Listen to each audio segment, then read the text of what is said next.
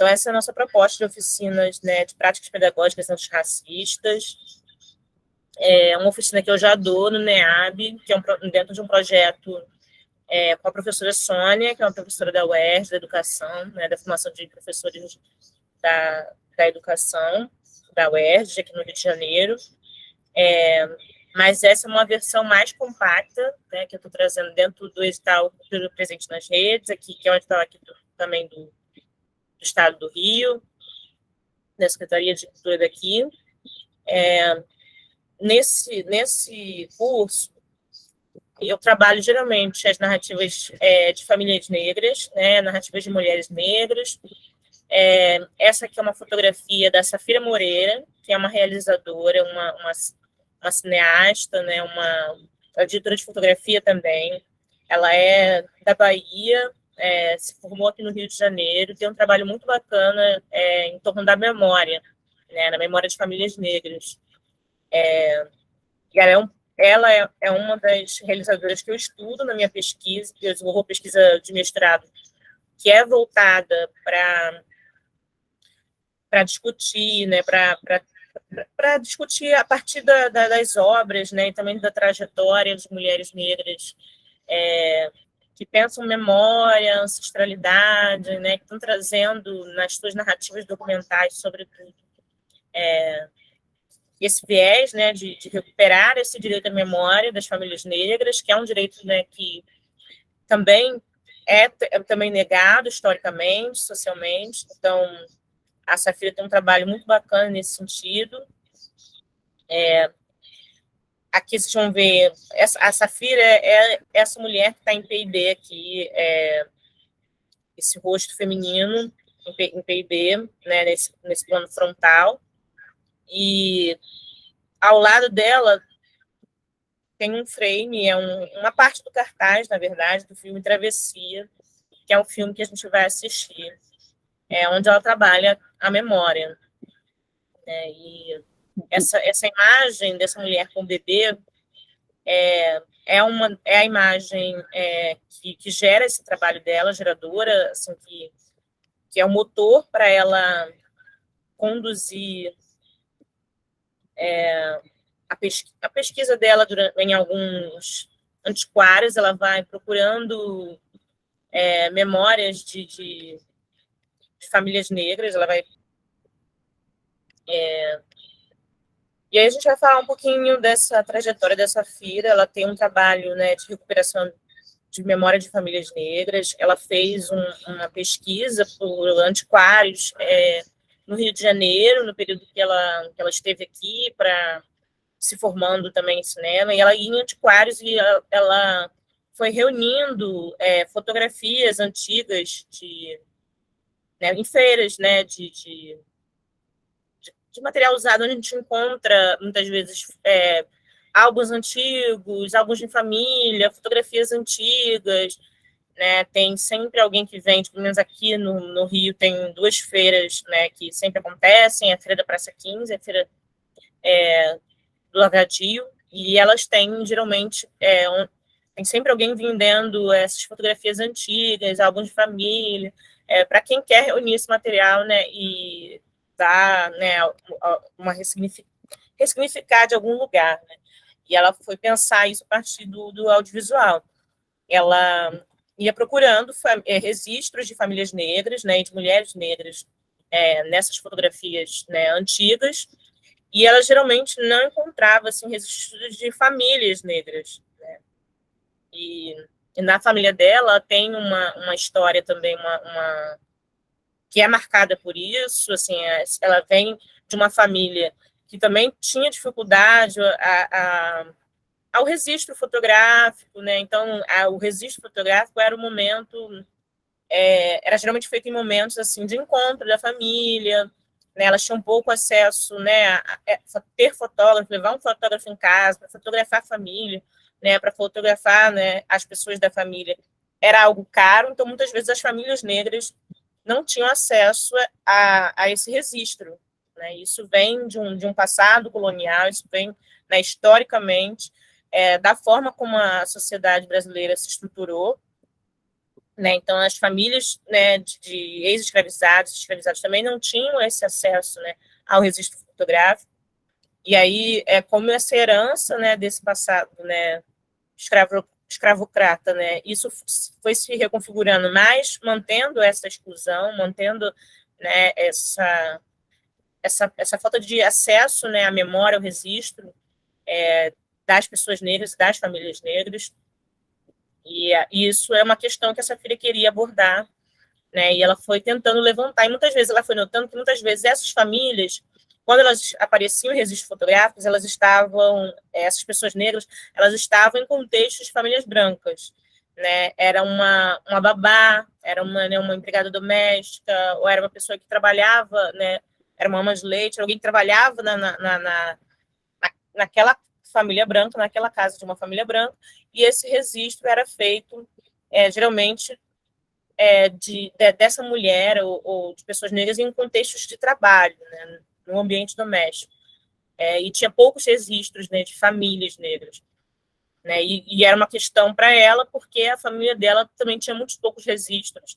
Geralmente, os registros eram feitos quando tinha um casamento de alguém, quando tinha, né, uma comemoração e a família se reunia, né, aí se trazia um fotógrafo para fazer os registros. Né, então, havia uma escassez, né, de registros. E aí a gente vai pensar a partir desse lugar, só voltando um minuto, esse aqui é o Gabriel Martins, ele é um cineasta que está agora com um filme que vai representar o Brasil no Oscar, que é o Marte 1. Ele fez também um curta, que é o curta chamado Movimento, é um curta para um projeto do Instituto Moreira Salles, que convidou alguns artistas, né, alguns realizadores, para pensarem durante a pandemia, né, numa narrativa audiovisual e entregar isso para o Instituto, né, e montar uma espécie de exposição, de exibição, né, de uma sessão online com esses curtas, né, que o IMS convidou, né, alguns realizadores, e aí o Gabriel fala desse registro da família dele, né, com a rotina com a filha, com a companheira, no contexto da pandemia, né, como estavam as expectativas, né, naquele momento. Também é um trabalho muito interessante. O Gabriel também trabalha, né, com a memória de famílias negras. Martin, a gente tem não sei se vocês tiveram oportunidade de assistir já, mas é um trabalho também, que no caso é uma ficção, mas que também está pensando, né, uma boa representação das famílias negras, né, esse lugar de afeto, esse lugar, né, de pensar a memória e a ancestralidade, que está muito inspirado na própria experiência dele, né, na família dele, né, muito inspirado, né, na própria vida dele também, né, como foi a infância, né, ele se projetou muito naquele personagem, que é o garoto, o personagem principal, tem muito, assim, da experiência dele, da infância dele, né, dos sonhos dele, né, dos projetos dele, e aí ele vai trazendo uma série, né, de questões do cotidiano, né, o Gabriel Martins, ele tem esse trabalho de trabalhar esse trabalho de registrar o cotidiano, né? Então, geralmente as narrativas que ele produz com a Filmes Plástico, que é a produtora que ele fundou com alguns amigos, são filmes que estão pensando no cotidiano, que nem sempre tem um conflito, né? Porque nas narrativas, né, do cinema clássico narrativo, geralmente você tem o conflito como a narrativa tem um conflito, é o motor, né, que faz o arco daquele personagem, né, andar para frente, faz a história andar para frente, né, é o conflito, né, então você geralmente parte, né, de um personagem, um protagonista, que tem um objetivo, né, e para chegar a esse objetivo, ele tem um obstáculo, né, a enfrentar, então do conflito, né, essa história vai sendo movida para frente até a gente chegar a uma transformação desse personagem. E o Gabriel Martins e a Filmes Plásticos é uma produtora que trabalha geralmente com filmes que não necessariamente têm um conflito. Né? O personagem não necessariamente está lidando com o conflito, mas trazendo dinâmicas do próprio cotidiano, sabe? Questões do próprio cotidiano, como Temporada, que é um filme do André Novaes, o Marte 1 também, né, traz essas narrativas do cotidiano, né, não necessariamente tem um conflito a se resolver, mas tem questões, né, com as quais os personagens estão lidando. E é um cinema que é isso, está pensando muito desse lugar, assim, das famílias, né, das relações sociais, né, dessas interações, né, de como a gente vai subjetivando, né, o cotidiano, o dia a dia, as relações, como a gente vai se construindo, né, a partir dessas interações. E aí eu trouxe também o curta dele para a gente assistir, não sei se vai dar tempo, mas eu vou passar o link depois para vocês, né, poderem assistir, vou passar alguns links de materiais. Né? E a outra realizadora, que está aqui nessa foto mais acima, esse que é um trabalho dela, é a Aline Mota. Ela é uma artista visual, ela é multiartista, e ela também trabalha com esse registro de famílias negras, né? Ela também pensa memória, né, a partir da própria experiência da família dela, né? Ela vem de uma família interracial, então ela pensa memória a partir desse lugar, né? Como é que ela significa, né, esses lugares, a família como um lugar de afeto, mas também nesse contexto interracial, onde se perpetuam violências, né? Também se perpetuam. Então, existe o afeto, existe o amor, mas também esse lugar onde as tensões, né, de raça, as tensões étnicas estão ali presentes, né? Isso não está fora do contexto da família, né? Isso é reproduzido nos ambientes familiares, né? Isso também está presente nesses ambientes, no cotidiano das famílias interraciais. Então, ela vai pensar desse lugar. E aí eu trouxe aqui uma citação da Leda Martins, né? A Leda Martins é uma grande pensadora, pioneira do teatro negro, da performance, né? Ela é um nome importante, né, para a gente pensar a corporeidade, corpo, pensar a oralidade, né? Então, eu estou propondo que a gente pense aqui o corpo a partir desse lugar de performance, né? E aí o corpo negro, e também esse lugar da oralidade. A Leda fala: o significante oralitura, da forma como o apresento, não nos remete univocamente ao repertório de formas e procedimentos culturais da tradição verbal, mas especificamente ao que, em sua performance, indica a presença de um traço residual, estilístico, menômico, culturalmente consistente, inscrito na grafia do corpo, em movimento e na vocalidade, que é esse lugar da performance, né? Essa escrita por meio do corpo, né? Esse falar por meio dessa vocalidade que está localizado no corpo. Ela traz esse termo, que é oralitura. Como um estilete, esse traço cinético inscreve saberes, valores, conceitos, visões de mundo e estilos.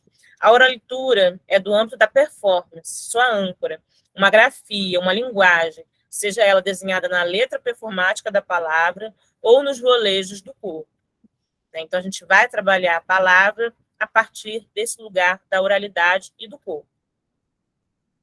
Então, estou trazendo esse conceito para a gente pensar a oralitura, que é um pouco o que a Conceição Evaristo vai apresentar como escrevivência, né? Esse lugar de escrever, lugar da escrita, por meio das vivências. Então, é uma escrita que passa pelo corpo, né? E aqui eu estou propondo que a gente pense essa escrita não no lugar, né, da escrita verbal, necessariamente, né?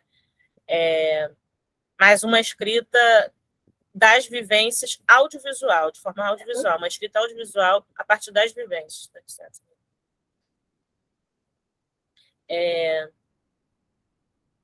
E aí, aqui a gente tem uma citação da Conceição Evaristo. Isso aqui é um frame da Ana Pi, que é uma realizadora negra, que também vai pensar os contextos das famílias negras, mas ela vai pensar a partir a partir da construção da identidade dela, né? Ela começa a se entender, se construir, né, socialmente como mulher e negra, e aí ela vai fazer uma viagem para a África subsaariana. Ela vai tentar resgatar essas raízes de ancestralidade, né, que ficaram perdidas, né, nesse processo de travessia, né,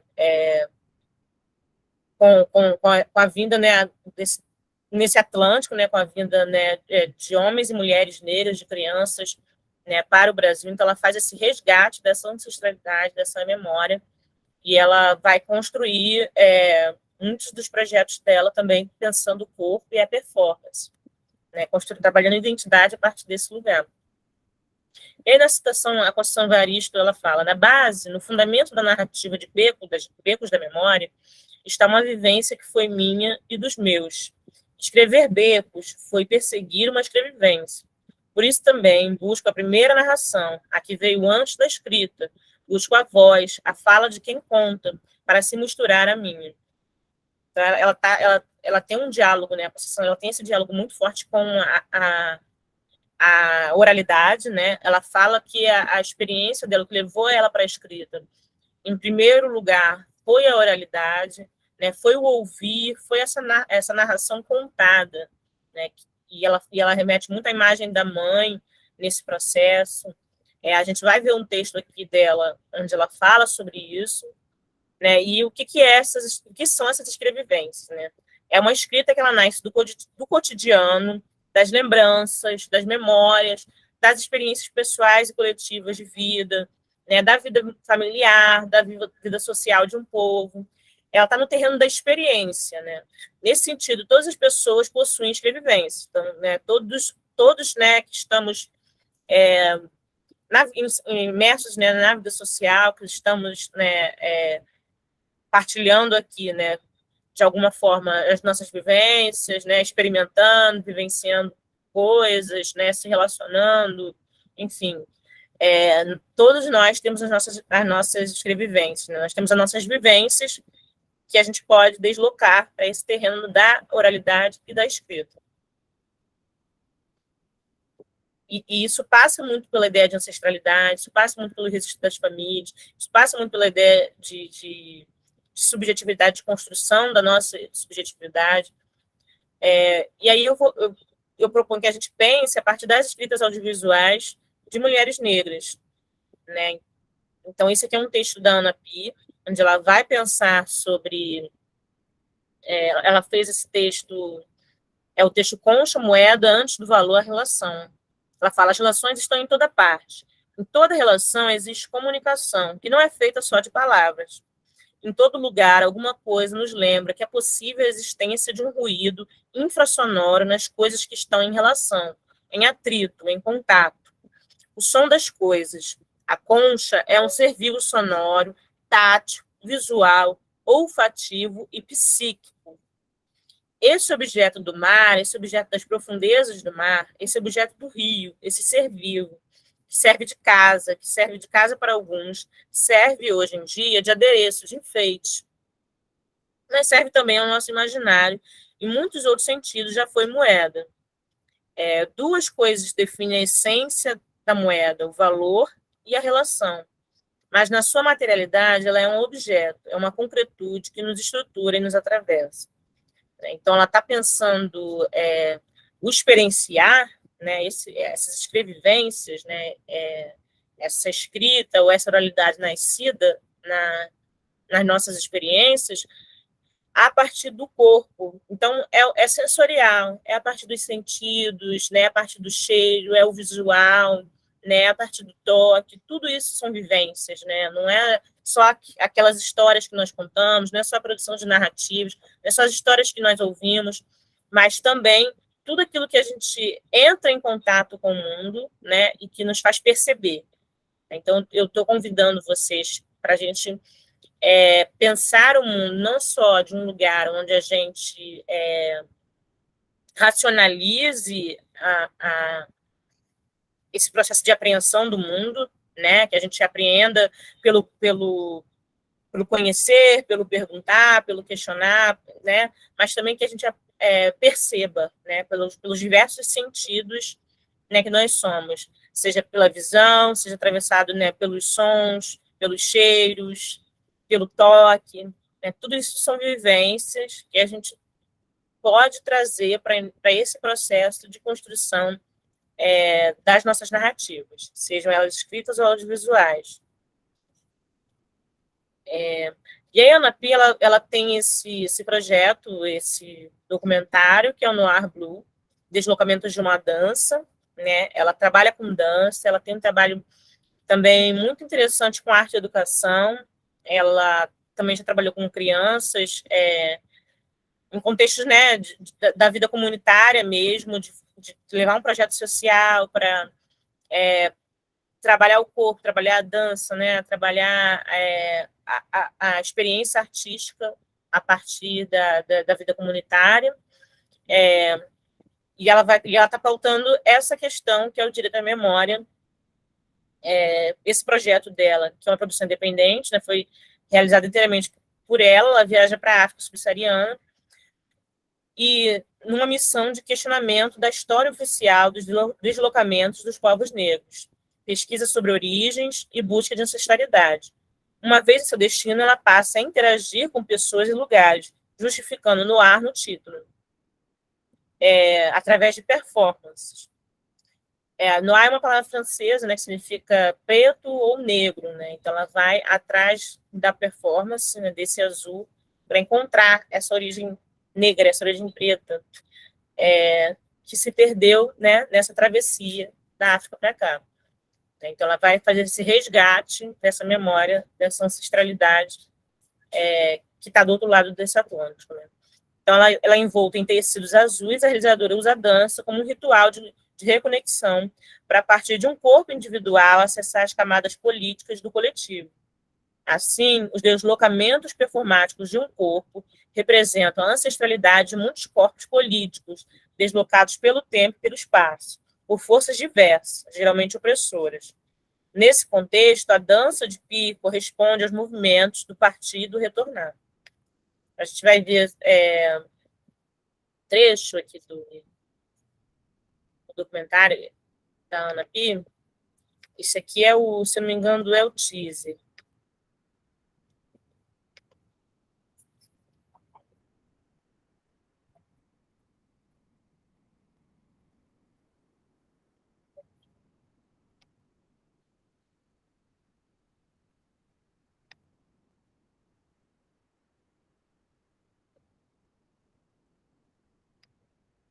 Eu vou só colocar aqui a legenda.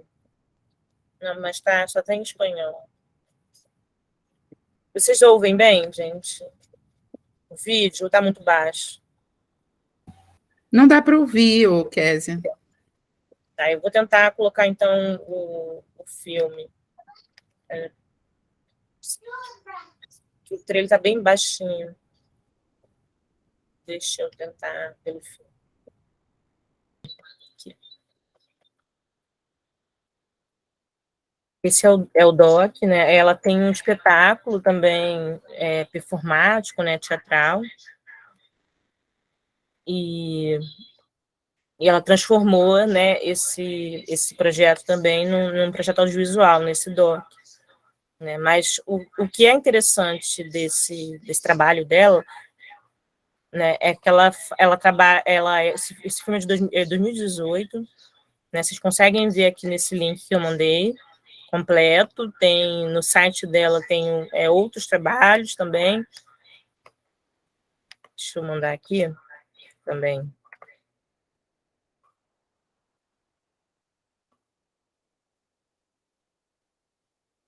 Então, aqui tem outros trabalhos, né? Um deles é o Noir Blue, o link acima é o Noir Blue. Vocês podem dar uma olhada depois, com calma. Ela tem um trabalho, né, com a dança, né, com a arte, com a videoarte, né, com esse trabalho também do audiovisual, com o documentário. Então, no continente africano, a Pi se reconecta às suas origens através dos gestos coreográficos, né, enganjando-se num experimento espaço-temporal que une o movimento tradicional ao contemporâneo. Em uma dança de fertilidade e de cura, a pele negra sob o véu azul se integra ao espaço, reencenando formas e cores que evocam a ancestralidade, o pertencimento, a resistência e o sentimento de liberdade. E eu acho muito bacana na narrativa desse filme, que ela já começa apresentando ela passa ela começa essa narrativa, né, só por meio do som, né? A gente tem uma imagem com, com algumas luzes, né, que a gente ela vai descortinando ali, ela vai trazendo, né, alguns elementos, como se fosse uma noite, né? E aí a gente tem uma presença de um azul, mas a gente tem presença ali de outras cores, e ela vai contando como foi a experiência dela de chegar até a África, né, quando ela faz essa viagem. E ela é recebida uma pessoa no aeroporto, um atendente no guichê, algo assim que ela conta. E aí ela fala que ele diz que ela está regressando, né? Ah, você sabe que você é de onde? Né? Aí ela fala, né, que vem do Brasil, ele fala, mas você sabe que você está regressando, que você está voltando para casa. Então ela vai construindo toda a narrativa a partir dessa descoberta de retorno, né, de regresso, né? De construir a sua identidade, resgatar aquilo que ficou perdido, né? E que não passou, a memória não preservou, né? Não se preservou na memória. Ela volta, né? Ela faz esse regresso para resgatar aquilo que se perdeu com o tempo, né? Que é essa memória da origem, né? E além da Ana, né? A gente tem um outro trabalho. Esse aqui é o espetáculo, né? É a dança que é o primeiro, que eu acho que ele vem primeiro, depois ela faz a narrativa em audiovisual, né, o doc. E aí a outra realizadora, eu queria que vocês tivessem a oportunidade de ouvir, se eu não conseguir exibir, né, com uma qualidade bacana de som, né, não está dando para ouvir, mas pelos links depois deem uma olhada, né, deem uma assistida, é um doc muito bonito, muito sensível, e ela costura a narrativa o tempo todo, né, com texto, né, com voice-over, ela vai narrando essa viagem, né, ela conta muito desse processo, de como ela vai se relacionando com as pessoas ali, o que ela vai descobrindo, né, o que ela percebe que há em comum, como essas identidades se cruzam, como aquelas pessoas se reconhecem nela, ela se reconhece naquelas pessoas, né? Então é um encontro muito bacana. A Aline Mota, que é essa outra realizadora, que fez que tem o projeto Fundamentos, né? Tem o site dela que eu vou mandar aqui para vocês também. Né, o outro Fundamentos, ele é um trabalho, também tem um doc, né, mas ele também é um trabalho de multiplataformas, né, ela traz fotografias, né, ela faz uma exposição fotográfica, ela traz, né, a videoinstalação, como, né, audiovisual, como elementos que, que, que estão ali disponíveis artisticamente para ela pensar também essa construção da identidade dela. Esse filme dela é de 2019, é um curto de 15 minutos, né? E a sinopse outros fundamentos, uma colagem de imagens gravadas, Lagos, Nigéria, Cachoeira, Bahia e Rio de Janeiro. Né? Rio de Janeiro. Mostram tanto desse conflito ativo de localização e pertencimento, que na artista se reconfigura como criação. Outros fundamentos cria pontes que conectam as cidades de Lagos, Cachoeiras e Rio de Janeiro, num percurso íntimo em busca de raízes e conexões ancestrais entre Nigéria e Brasil. E eu vou tentar passar um trechinho também. Esse aqui é o site da Aline, vou mandar aqui para vocês. O da Ana, vocês conseguem assistir o filme todo. Aqui no site da Aline, a gente consegue ver teaser. E ela apresenta um pouquinho aqui ela tem uma trilogia de vídeos, né? Esse aqui é o Outro Fundamentos. Vou botar um trechinho e a gente fala mais um pouco.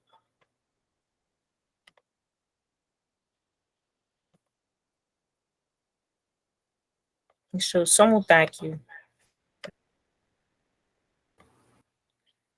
Na verdade, eu acho que eu vou ter que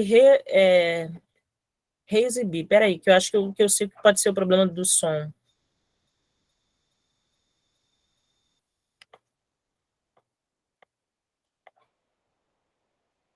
Que, na verdade, acho que é compartilhar a guia, que aí vai vir com som. Vê se não é isso.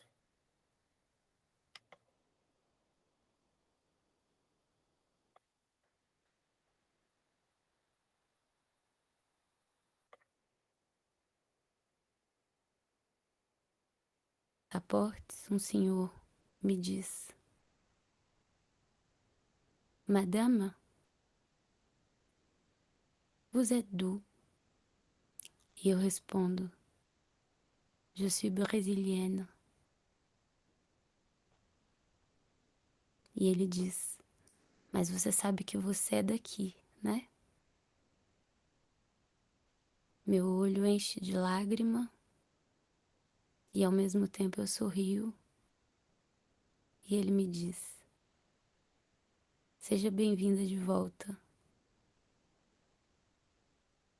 Nesse instante, percebo que meu maior compromisso é estar.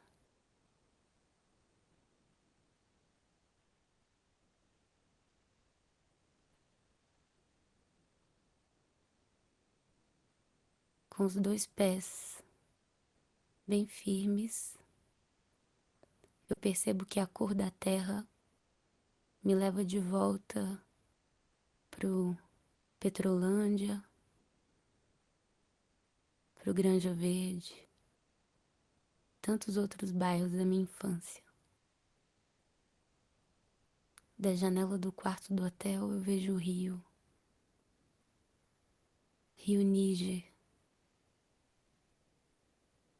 Rio Preto, e eu tenho que tocar nesse rio preto, preto, Pearl, preto, Nouakchott, preto, Niamey, preto, Igbo, preto, preto, Ouagadougou, Bamako, preto, Luanda, Hausa, Malabo, Yorubá, Tuaregs, preto, Enugu, preto, Leigos, preto, preto, preto, Soninké, preto, preto.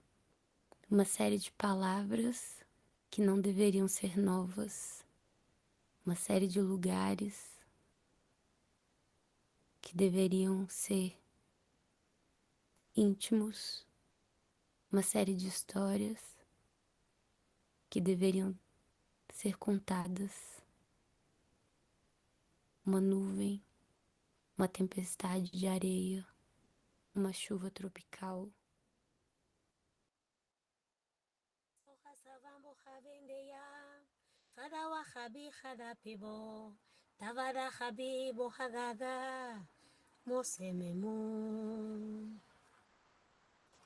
Kesoha savambo havendeyam, fadawa habi hadapebo, tavada habi bohagaga, mosememu.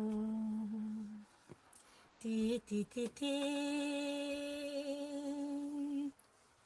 Inspirado por tu amor. Tal vez, tal vez, tal vez. Tal vez, tal vez, inspirado por tu amor.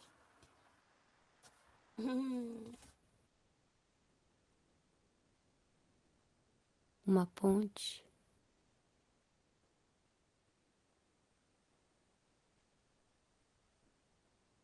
de realidade fantástica.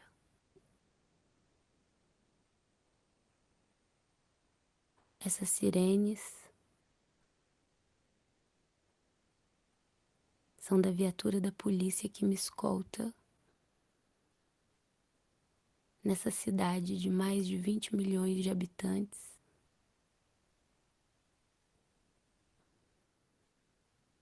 para que eu possa aqui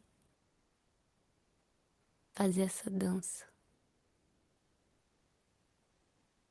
que resistiu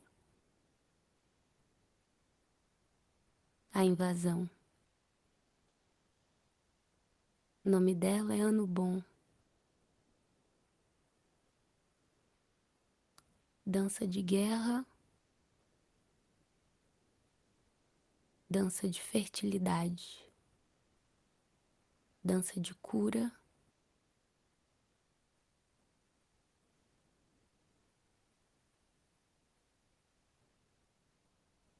eu coloco meu tripé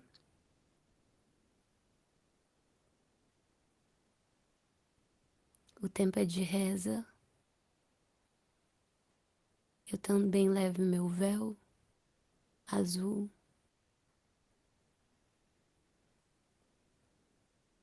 E me coloco no espaço, junto. Me integro.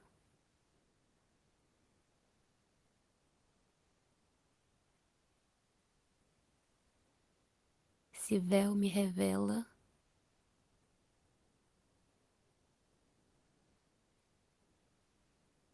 o que existe de mais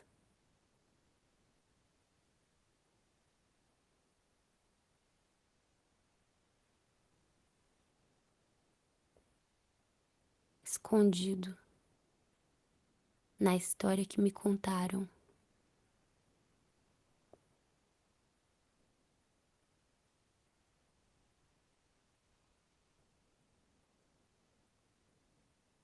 Eu só acredito vendo com os meus próprios olhos.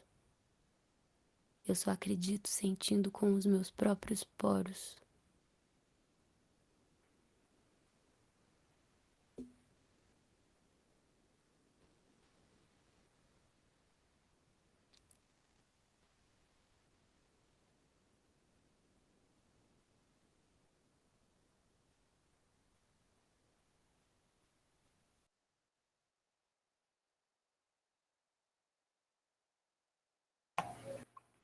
Vocês ouviram, gente?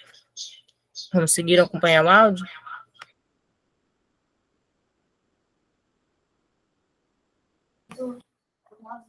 Conseguiram ouvir? Sim, eu ouvi.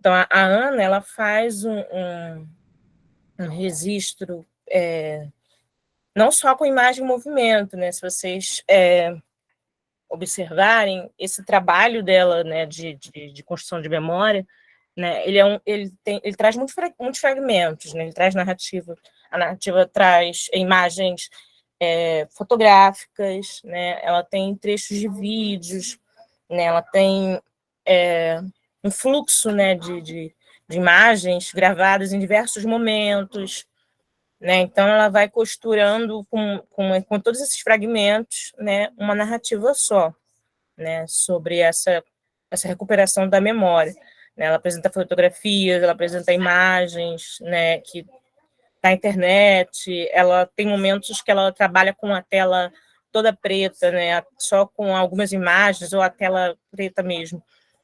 E o áudio, né, só o som, a voz off, e é uma narrativa que ela constrói em primeira pessoa, ela se insere ali, né? Essa narrativa é conduzida pela visão dela, pela forma como ela vai experimentando as situações, né, nesse processo de viagem, né, nessa travessia.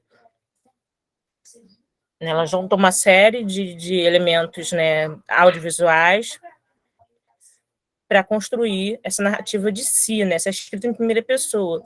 Né, e a escrevivência é muito essa escrita em primeira pessoa, né, onde você se coloca no texto, né, onde você fala, né, a partir da sua experiência. E aqui a gente agora compartilhando o trailer de Outros Fundamentos, da Aline, que também faz esse processo, né, de travessia para resgatar essa memória. A gente vai discutir outras questões.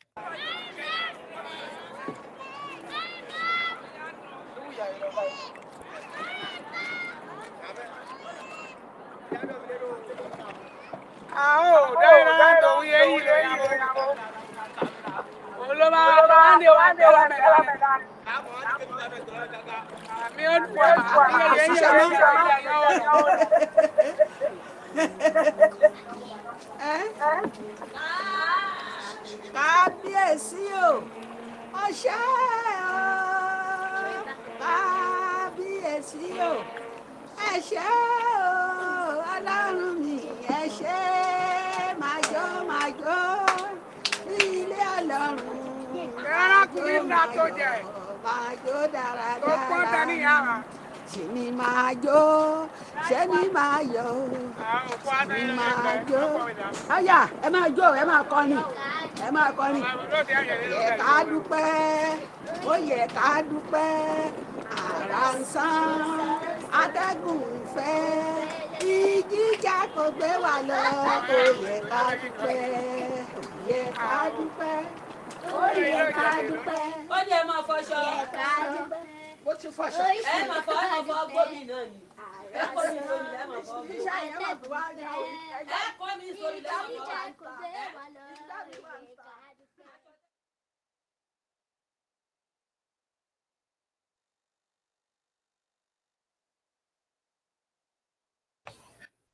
A Aline, ela...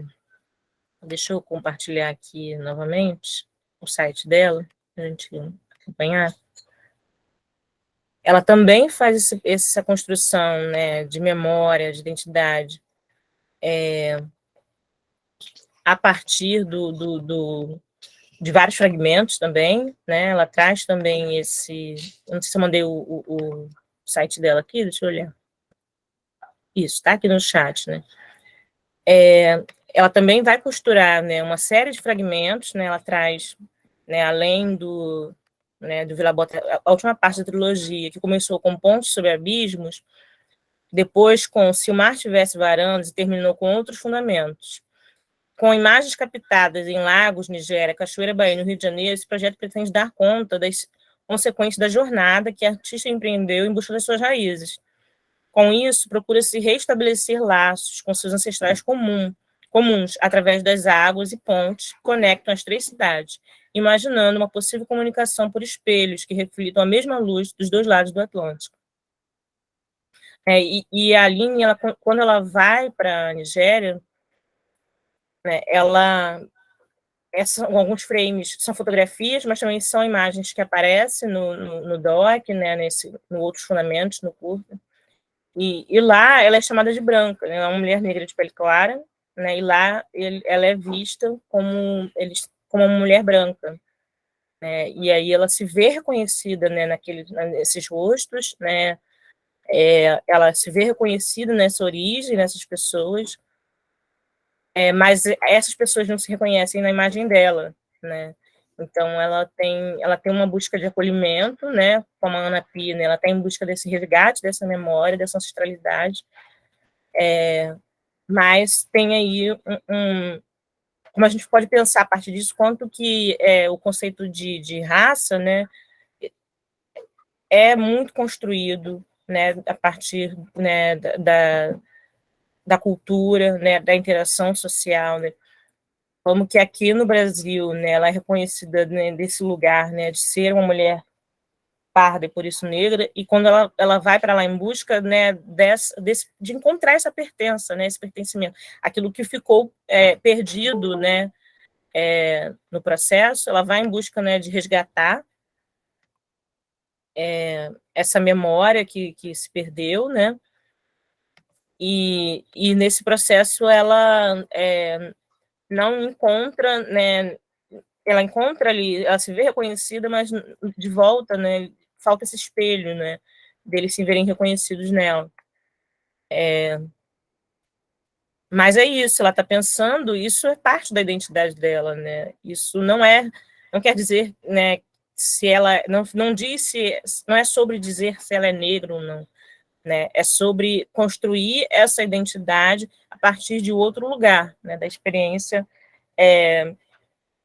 de uma mulher que está se entendendo como mulher negra, mas a partir de um contexto, né, interracial, de uma família que vem de uma origem, né, interracial. Então, ela está o tempo todo tensionando esse não lugar, né, onde ela se encontra, né, onde ela se vê, onde se coloca, né, onde ela se vê reconhecida, onde ela busca, né, esse pertencimento.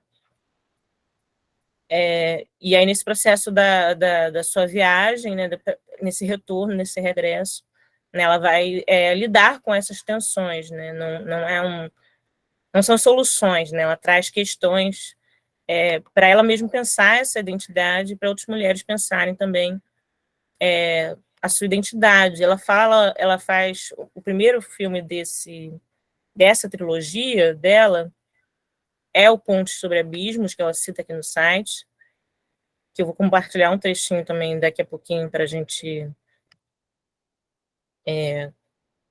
entender dentro desse contexto, né, o que ela está propondo. Um ponto sobre abismos, né, sobre a narrativa como esse lugar, né, de encontro, né, de construção, de ser, estar, de existir, né. Ela é instigada pela revelação de um segredo de família, né, e parte de uma jornada à procura de vestígios de seus antepassados. Ela viajou para áreas rurais do Rio de Janeiro, Minas Gerais, Portugal e Serra Leoa, pesquisando em arquivos públicos e privados e, ao mesmo tempo, criando uma contranarrativa do que geralmente se conta sobre a forma de como as famílias brasileiras foram formadas. Com base em suas experiências pessoais, o trabalho pretende discutir questões como o racismo, as formas usuais de representação, a noção de pertencimento e identidade, uma sociedade que ainda tenta um ajuste de contas com sua história violenta e as noções românticas de sua louvada miscigenação. Então, ela vai questionar justamente esse mito, né, da democracia racial, né, de que existiria, né, esse mito fundante, né, de que existiriam na formação do povo brasileiro, da sociedade brasileira, uma harmonia entre as três raças, né, entre negros, indígenas e brancos, né? Então esse colonizador como se esse colonizador estivesse num papel, né, de igualdade, né, com os corpos colonizados, em um lugar romântico, né, de uma interação romantizada, né, quando na verdade foi um lugar de muita violência, de subjugação, de extermínio, né, e ainda esse lugar de epistemicídio, né, que é de morte desses saberes, dessa cultura, dessa memória, de apagamento, né, de invisibilização. E ela vai discutir isso na narrativa de Pronto sobre Abismos, né, que é o primeiro trabalho dessa série. Vou colocar para a gente assistir também.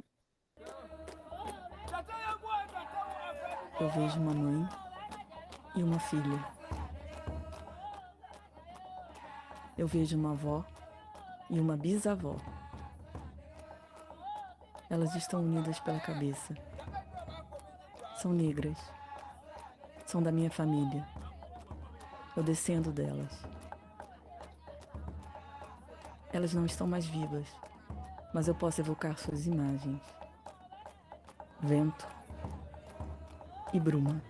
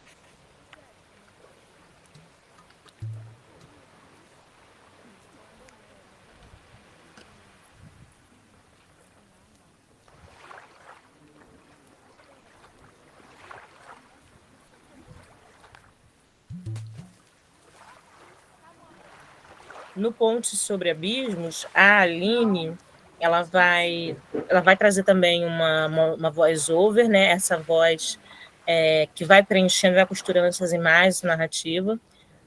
Então, ela se coloca em primeira pessoa, ela fala dessa vivência, dessa viagem. E agora, no Ponte sobre Abismo, é um percurso mais visual, assim, né?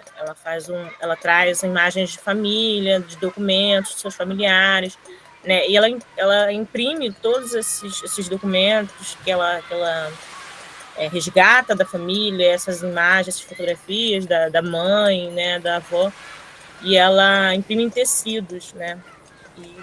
E aí tem essa presença constante da água, né, nessas narrativas, né, dos espelhos também, porque eles refletem, são simbologias, né, para pensar essa ideia de identidade, né, de autorreflexão, né, de reflexo, de representação, de se ver naquele reflexo, naquela imagem. Então, os espelhos, a água, né, são esses lugares de busca de identidade, de autorreflexão, né, ele volta a imagem, você olha para o espelho e ele devolve, né, a sua imagem, né, aquela imagem volta para você, né, então é uma representação, né, uma leitura, né, do que está ali naquele reflexo, né, então ela vai trazendo esse tema da identidade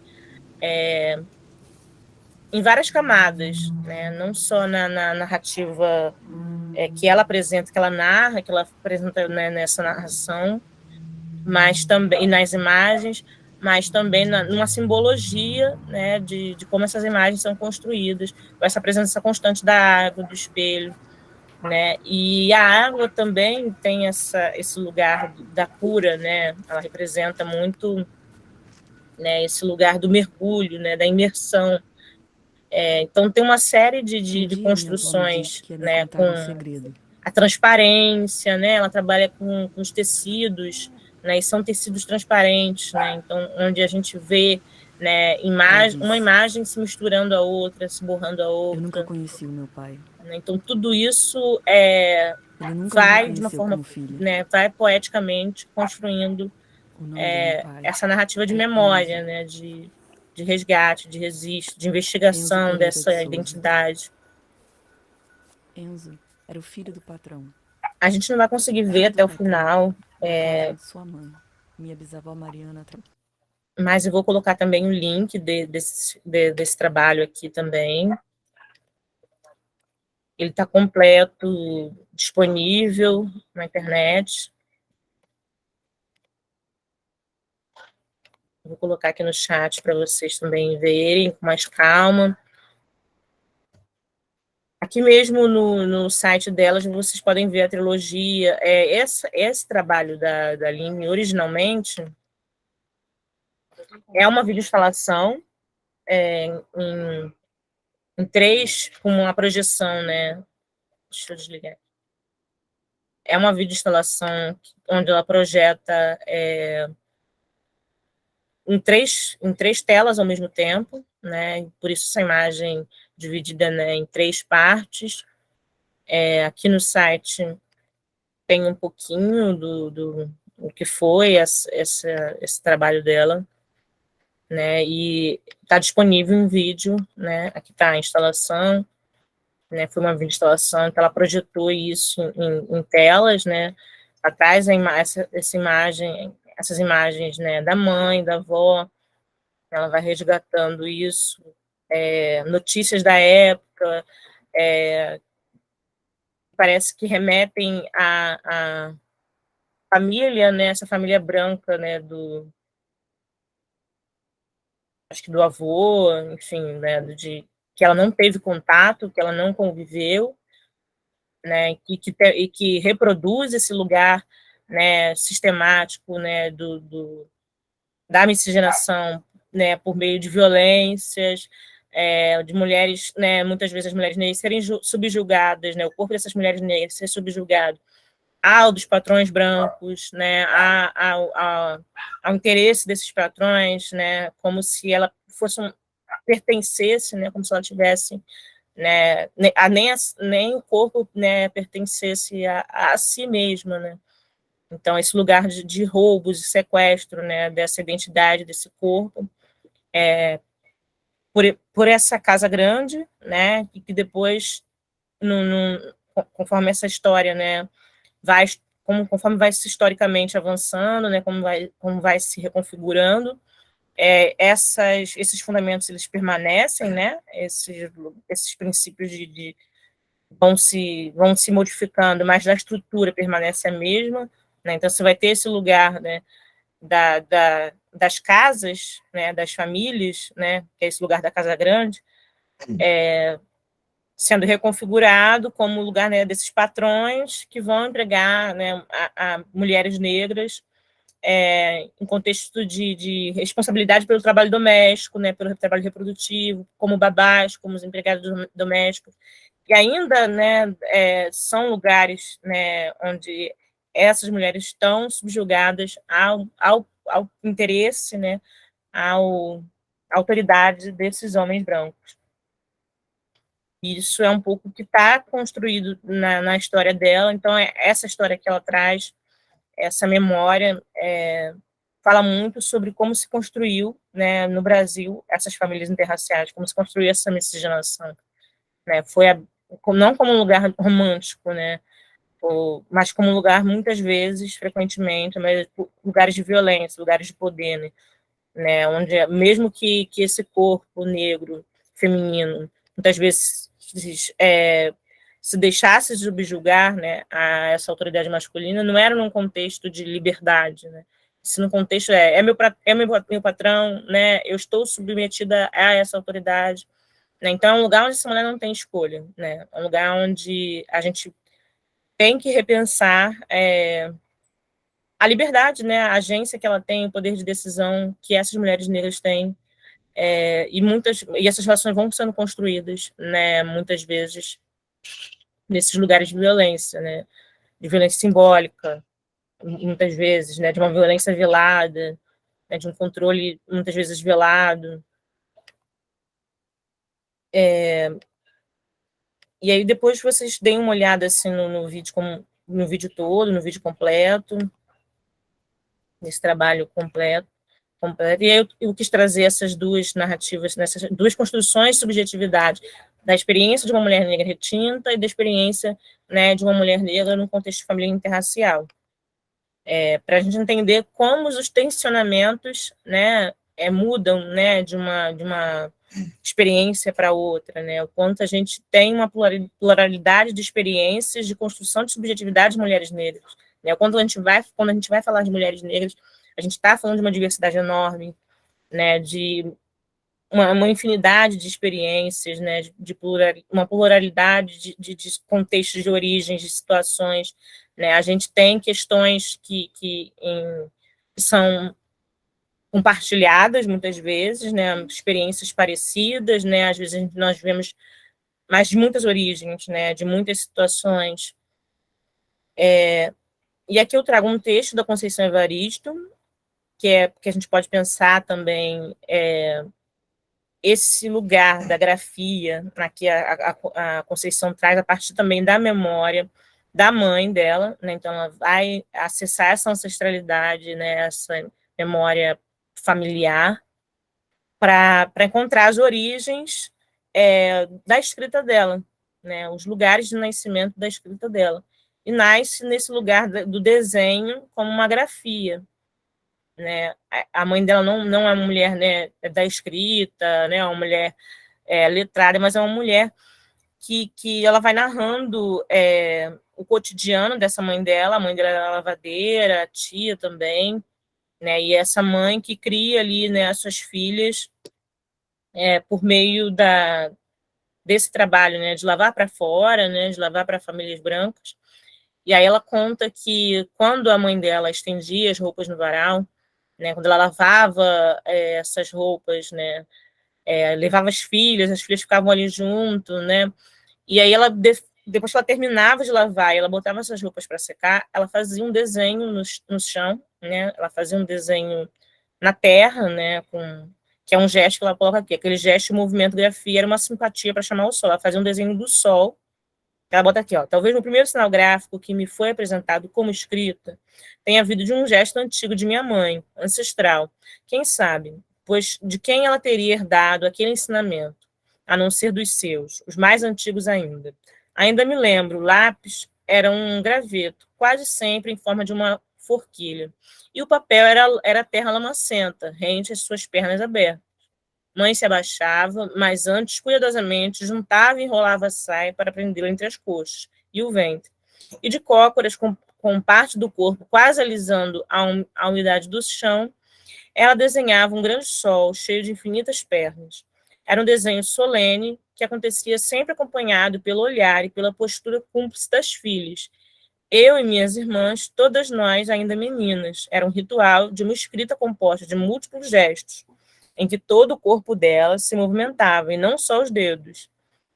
E os nossos corpos também, que se deslocavam no espaço, acompanhando os passos de mãe em direção à página no chão, em que o sol seria escrito. Aquele gesto de movimentografia era uma simpatia para chamar o sol. Fazia-se a estrela no chão.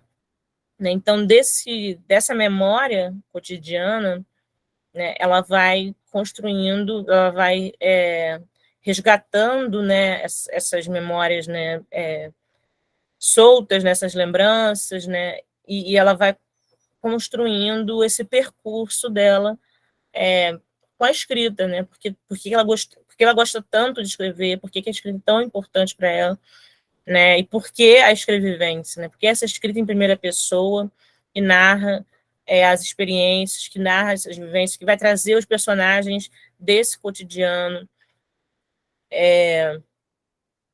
muitas vezes o real, né, aquilo que é documental, que é a experiência vivida, vai se misturar ao imaginado, vai se misturar, né, a ficção. Então, uma ficção que está também regada ali de elementos que ela vai tirar do cotidiano dela.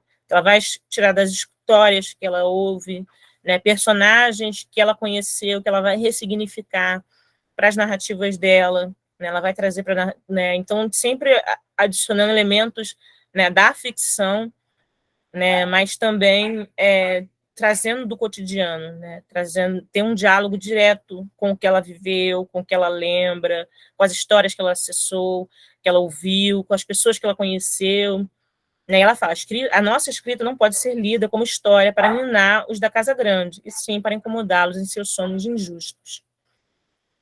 Então, essa aqui é uma fotografia da Safira, né, que eu tinha comentado, né, que faz esse resgate de registros de famílias negras. Né, então, a gente está aqui pensando em a escrevivência, né, esse corpo como um lugar de origem da escrita, que é o que a Conceição traz nesse texto, né, o corpo em relação com o mundo, a partir da sua relação com o mundo, né, a partir da sua interação com o mundo, a partir da sua interação com outros corpos e consigo mesmo, vai construir esse lugar da escrita, né, da escrevivência, da memória, da lembrança.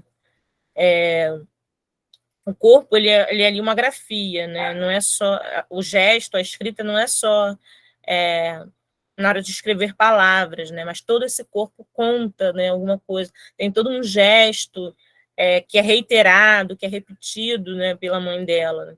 Tem todo um rito ali, né, para ela construir, e esse movimento inteiro constrói esse gesto de desenhar aquele sol na Terra, né? Não é só o desenhar o sol em si, né? Mas como ela faz, né? Como ela repete, ela sempre reitera, né?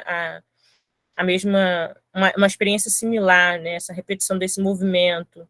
Então, o corpo faz parte dessa escrita, né? Ele se expressa, né, em diversos aspectos, né? É o gesto da saia, é o abaixar, né, é o ficar de cócoras, é o escrever, né, esse desenho no chão. Então, tudo isso é escrita, né? E ela está pensando aqui o gesto como escrita,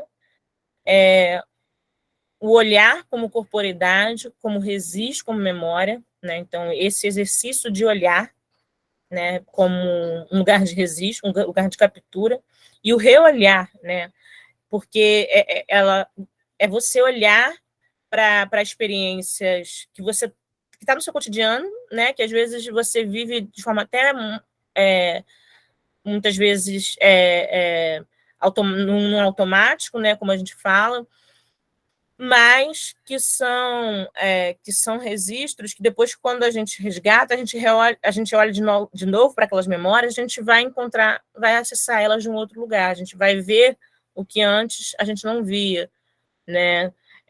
Você vai se relacionar com essas memórias de um outro lugar, né? Se antes ela se relaciona com esse gesto da mãe como uma simpatia para chamar o sol, agora ela olha para trás e vê que nessa imagem da mãe, que ela preserva nas memórias, está a origem da escrita dela, está a origem do interesse dela pela escrita, a origem, né, dessa escolha pela escrevivência, né, de como pensar a escrita como esse lugar de vivência. Então, essa imagem é ressignificada, e quando ela, né, anos depois, né, décadas depois, ela faz esse movimento de olhar para trás, ela acessa essa imagem com outro olhar, né, de um outro lugar, ela está ressignificada, né, ela está sendo pensada de um outro contexto, né, de uma outra experiência. E não é a mesma Conceição também, né, não é a mesma mulher que está acessando essa imagem, né, é a memória da criança, que agora, nesse momento, está sendo acessada por essa mulher, né, que tem uma outra bagagem, que tem uma outra visão de mundo, que tem uma outra construção de mundo, né, mas que está acessando uma mesma memória, agora de um outro lugar, né, que ela está olhando como esse lugar de origem de uma escritografia. Né, então, ela vai pensar a corporeidade, né, esse corpo como oralidade, como experiência, né, a escrita por meio do gesto, né, dessa corporeidade, do movimento, a escrita com imagens de vivências e com memórias, né, mas uma escrevivência imagética, eu proponho que a gente pense, né, que produz vida, que produz memória, que inventa vida, que inventa memória, que produz sentido, né, que significa o mundo. Então, esse exercício do olhar é um olhar reiterado, né, olhar de novo, né, e cada vez que você olha, você vê de uma outra perspectiva, você vê um outro aspecto, você vê diferente. E aí a gente vai ter algumas pensadoras que vão propor que a gente entenda o audiovisual de um lugar não só de quem consome, mas de quem produz, né? Nós somos uma sociedade audiovisual que está o tempo todo produzindo, né, muita imagem, muito audiovisual, muito vídeo. A gente está o tempo todo não só na TV, mas nas redes sociais, né, na internet, o tempo inteiro sendo impactado, sendo, né, atravessado de alguma forma, afetado por narrativas, por imagens diversas, né? Então, é uma sociedade audiovisual, a linguagem audiovisual está naturalizada no nosso cotidiano, né? Ela está aprendida, né, no nosso cotidiano. Então, as crianças já entendem essa linguagem, né, desde muito novinho, já se relacionam com essas imagens, já se relacionam com a linguagem audiovisual. Então, nós somos também sociedade, não só da escrita, né, mas da escrita audiovisual também. Então, ela vai, a Duarte, que é essa pensadora que eu trago a citação aqui, ela vai pensar a escola como esse lugar de ampliar a competência para ver, né? Como esse lugar da educação formal ou informal, né? Como esses lugares, né, de ensino, como também, propondo também, intencionando também que sejam lugares que nos ensinem a competência para ver, que é isso, esse exercício do olhar ressignificando, do olhar, né, subjetivando aquela imagem para um outro lugar, né, de uma imagem que não necessariamente está projetada fisicamente, mas que você acessa pela memória, né? Isso também é imagem, né? Claro, não é produção audiovisual, mas essas imagens, elas podem, né, se tornar produção audiovisual, elas podem ser incorporadas às nossas narrativas, né? Então, essas imagens que nós trazemos nas nossas memórias, né, também podem construir narrativas, também podem ser apropriadas, né, como um arsenal, como bagagem para a construção dessas narrativas, para a construção dessa linguagem, que é o vídeo, que é o áudio. Então, do mesmo modo que uma escola ensina a competência para ler e escrever, ela também precisa ensinar essa competência para ver, né, esse exercício do olhar, que é esse exercício de interpretar as imagens, né, de olhar para elas e ver o que elas significam, né, do que elas constroem, quais são as camadas que estão presentes ali, o que a imagem por si só, o que aquela composição visual traz, né, como a Aline traz imagens reiteradas da água, do mar, dessa travessia, né, do Atlântico, das pontes. Então, ela vai trazendo o espelho como esse lugar do reflexo, onde eu vou pensar minha identidade, onde eu vou pensar minha subjetividade.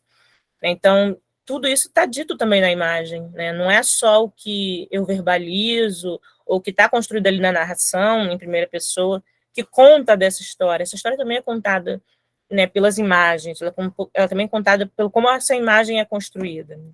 Então, seria tarefa da escola oferecer recursos adequados para aquisição, né, do domínio dos códigos que compõem a linguagem visual. Então, ensinar a ver, né, ensinar a pensar essa imagem, né, a reinterpretar essas imagens que nós recebemos o tempo inteiro no nosso cotidiano. Né? Mas essas imagens vão ser sempre construídas de um lugar. Né? E aí eu trago uma citação da Grada Quilombo, que é quem pode falar. Que é isso, a gente tem que entender que as imagens também são construídas de um lugar. Tem sempre uma posição, uma visão de mundo, um lugar que quem constrói aquela imagem ocupa. Né? Então, essa interpretação vai partir do corpo. Né? Uma pessoa branca vai ter uma visão de mundo marcada por essa experiência de ser alguém branco numa sociedade branca, numa sociedade racista, né? Numa sociedade onde a branquitude é um projeto de poder. Então, a experiência dela, a visão de mundo dela vai ser impactada por estar nesse lugar de privilégio. Assim como a experiência de ser negro também vai impactar, a experiência de ser mulher vai impactar a forma como nós vemos, entendemos, né, reaprendemos ou processamos ou significamos, né, o mundo, as visões de mundo, os valores, nossos valores. Então, esse olhar, ele está sempre implicado numa posição.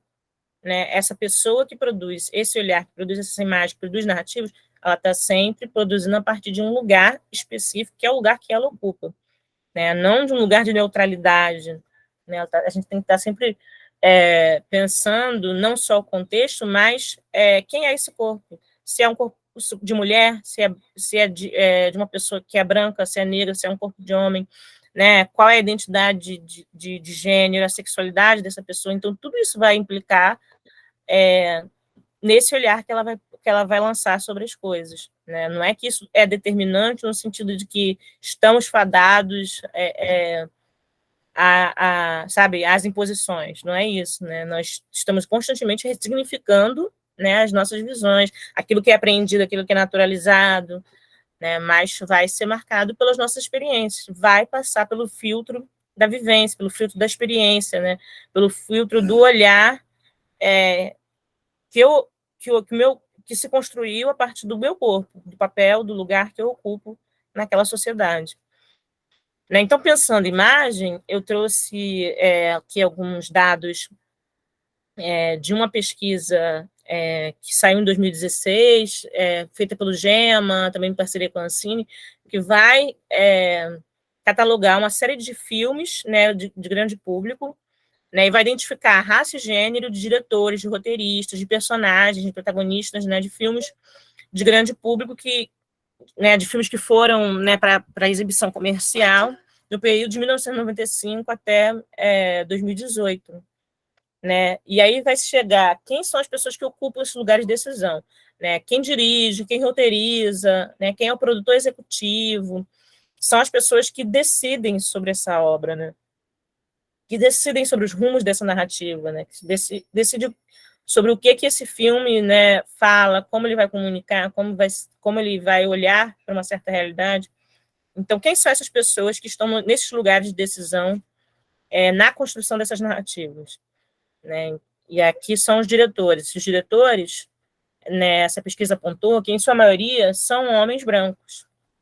Né? 97% do grande público do cinema brasileiro de diretores eram homens brancos. Os filmes produzidos eram homens brancos. E aí, dando continuidade aqui, quando a gente vai olhar para quem faz, para os roteiristas, quem são esses roteiristas, 92% desses filmes foram roteirizados por pessoas brancas, sobretudo homens. Né? E aí o número de pessoas negras implicadas na construção desses roteiros, dessas narrativas, né, dessas narrativas que chegam ao grande público, né, que tem grande alcance, são de homens negros, né? Esse grande maioria são de homens brancos. E aí, quando a gente vê pessoas negras implicadas, né, como roteiristas na construção desses roteiros, são homens negros, né? Não se levantou mulheres negras nessas obras como roteiristas, né? Então, não há uma ausência, né? E em personagens, em termos de protagonista, né, para cada mulher preta ou parda que compõe o elenco geral dos filmes, nos anos observados, há quase 14 homens brancos. Então, para cada uma mulher preta, né, ou parda, cada mulher negra, 14 homens brancos. Para cada homem preto ou pardo, 4 homens brancos. Para cada mulher branca, a proporção é de 1,42 personagens feito por um homem branco. Então, 82% do elenco desses filmes são de pessoas brancas, sobretudo homens. E quem são... Aí a gente tem um dado que é de 5% das personagens dos filmes, né, são de protagonistas, né, dos filmes que chegam ao grande público, né, desses filmes comerciais que têm um grande alcance, 5% são mulheres negras. Então, é um número muito pequeno, né? Nós estamos em maioria em gênero e raça na sociedade, né, como mulher negra, mas essa proporção não está refletida, né, no protagonismo que a gente vê nas narrativas audiovisuais.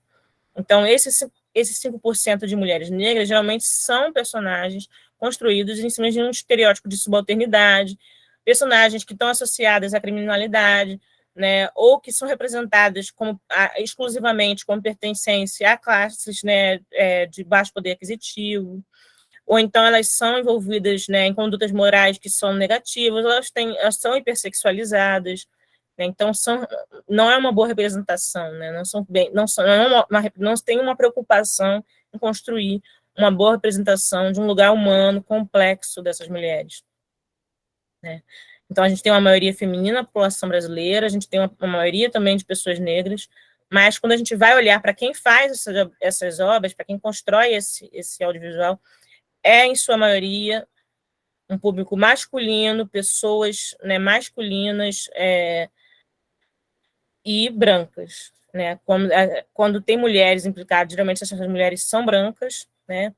E maioria de homens brancos, né? Então, a gente está falando que a nossa sociedade é uma sociedade audiovisual, né? A gente está pensando aqui que nós somos uma sociedade audiovisual, mas o que isso significa dizer? Que olhar é o que está implicado nessas narrativas audiovisuais com as quais a gente se relaciona, a gente é espectador o tempo inteiro, né? Quem é que está produzindo, né, essas narrativas, né, que estão nos grandes espaços de circulação, no cinema, na TV, né, que são as que mais chegam na gente, né, com as quais a gente mais se relaciona, né, que a maioria da população vai ter acesso. Então, geralmente, é esse lugar branco masculino, né? Então, o que isso implica? Isso implica na visão, né, de mundo que está sendo passada nessas narrativas, que é uma visão de mundo branca, colonizadora, masculina, né, que está sendo construída desse lugar, né, de homem branco, que não reflete as nossas vivências, que não reflete as nossas experiências, né? Então, por isso, esse lugar da escrevivência, o lugar da construção da narrativa, ele vai estar sempre marcado pela vivência de quem constrói, né? Por mais que aquela pessoa possa estar construindo uma narrativa pensando uma vivência que não é a dele, um homem branco construindo uma narrativa sobre uma mulher negra, pobre, e, sabe, mesmo que ele não partilhe a experiência de vida com aquela narrativa, com aquela personagem, a forma como aquela história, aquela narrativa é construída, vai estar atravessada pela visão de mundo dele, vai estar atravessada pela bagagem cultural, pelas experiências que ele viveu, né? E aí eu trago uma citação da Chimamanda sobre os perigos, né, da história única, que é a história única cria estereótipos, né? O problema com os estereótipos não é que eles sejam mentira, mas que são incompletos, né? Eles fazem com que uma história se torne a única história, né? E essa é isso é a grande questão, né? Você reduzir as histórias, as representações de mulheres negras a uma história só, né? Esse aqui é um texto da Grada que a gente encontra tradução dele na internet. Ele está no Memória de Plantação, mas tem algumas traduções, né, só desse trecho, desse artigo, como artigo, né, que é o Quem Pode Falar, onde ela vai falar da construção de saberes, de conhecimento no espaço da universidade, no espaço, né, de se produzir, conhecido como o espaço de se produzir conhecimento, de se construir ciência, como esse lugar que também está marcado, né, como um lugar de propriedade exclusiva da branquitude, né? Porque existe uma hierarquia na construção dos saberes, existe uma hierarquia na construção do conhecimento, onde a universidade, a ciência, né, a pesquisa, o ensino, enfim, a universidade principalmente, ela está nesse lugar do topo da hierarquia, né? E qual é o saber que está nesse topo da hierarquia? Né? São os saberes populares? Não, esses saberes eles estão sendo jogados, né, para o final dessa hierarquia, né? Eles são desqualificados, eles são folclorizados, né? Eles estão nesse lugar de subalternidade, né, de um saber, né, que é classificado como popular. E esse saber, né, construído por pessoas brancas está fora desse lugar de ser o popular, né, o cotidiano, ou esse saber que é folclorizado, né? Ele está num lugar de conhecimento, né, de ciência, né, está nesse lugar de topo da hierarquia, né? Então a Grada vai falar, né, a Grada, essa pensadora, Grada Quilomba, que está tensionando, né, justamente quem fala, quem pode falar, de que lugar essas pessoas falam, né, que não é só dar voz ou ter voz, né, mas quem são essas pessoas que falam, de que lugar elas falam, né, quem é a pessoa que escuta, quem são essas pessoas, quem ouve, né, quem está nessa escuta, nessa interlocução, né, quando nós apresentamos os nossos saberes, as nossas experiências, as nossas vivências, né, quando a gente traz a nossa cultura, né, nosso conhecimento acumulado, né, quem é esse interlocutor, né, quem é que produz essa hierarquia, quem é que está no topo, né, classificado como conhecimento, como saber, né, científico, acadêmico, né, e ela vai dizer, quando eles, né, pessoas brancas, né, esse lugar da branquitude, falam é científico, quando nós falamos não é científico, quando eles falam é universal, quando nós falamos é específico, quando eles falam é objetivo, quando nós falamos é subjetivo, quando eles falam é racional, como nós, pessoas negras, né, falamos é emocional, né, quando eles falam imparcial é neutro, quando nós falamos é parcial, é identitário, está localizado, né, está sendo desclassificado em alguma medida, né? Então, como se eles tivessem fatos, a verdade, se fossem porta-voz da verdade, e nós tivéssemos opiniões, né? Tivéssemos só a vivência, né? Como se essas vivências estivessem desconectadas dessa produção de saber, dessa produção de conhecimento. Né? Como se nós tivéssemos só as experiências e eles, de fato, o conhecimento. Então, até quando nós falamos, né, quando a gente consegue fazer circular e ser ouvido, né, esse lugar, a gente impõe esse lugar também de falar e ser ouvido, né, a gente tem que entender quais são, como é que está sendo significado, né, aquilo, né, como é que está sendo visto, né, como é que as pessoas estão significando, em que categorias, né, elas estão classificando, em que caixinhas elas estão colocando. Que é isso, nesse lugar de hierarquia, né, nesse lugar que desqualifica as nossas narrativas, que desqualifica os nossos saberes, as nossas experiências, né, tudo que é construído, né, na oralidade. Então, não tem uma verdade objetiva, né, e científica, né, e sim, esse lugar de conhecimento ele é construído como resultado das relações desiguais, né, das relações raciais, dessa desigualdade, né, nas relações sociais que são raciais, que são de classe, né, que estão marcadas, né, pelas relações de gênero, né, então tem o tempo todo, são lugares de disputa, né, de poder, né, então aqui que tem um lugar de hierarquia que desqualifica, né, e a hierarquia é para isso, é para excluir, para silenciar, para invisibilizar, para deslegitimar, para desqualificar, né, é isso que a hierarquia produz, né. Eu não vou avançar mais muito, gente, porque não vai dar tempo da gente avançar tanto como eu gostaria. Esse aqui é um artigo que eu trago do Bamba. Bamba é um professor que pensa justamente essas narrativas negras, né? Ele vai falar sobre a construção de narrativas documentais negras, né, que são os mini documentários, né? Ele vai trazer, vai fazer uma análise, né, dessa construção de narrativas. A aula vai ficar gravada, né? Depois eu vou enviar a gravação para vocês vão poder. Eu não saí, não. É porque desculpa, é porque na verdade está chovendo aqui, aí eu estou tendo dificuldade para ouvir com precisão, entendeu? Aí por isso que eu estou perguntando, mas eu estou me esforçando aqui para pegar o que consigo. Tá linda, viu? Eu fico lendo aqui os slides, fico apaixonada, gente.